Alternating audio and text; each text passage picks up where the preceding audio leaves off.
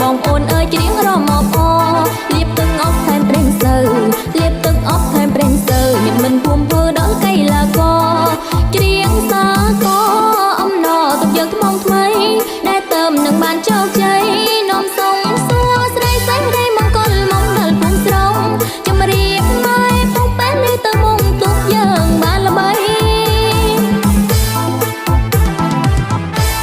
រំលឹងកាលលំ3ថ្ងៃរំលឹងកាលលំ3ថ្ងៃដឹងទេប្រថ្លៃបែនបងមិននៅញាស្រងពុះយើងឯងងបណ្ដុលបន្តាបនព្រៀងដែលមានតែជាងលងហងទៅជួយក្រុមភ្លឺស្រីពើក៏ជួយបណ្ដាលបើចាញ់ងន់ខ្លាចខ្មាំងគេ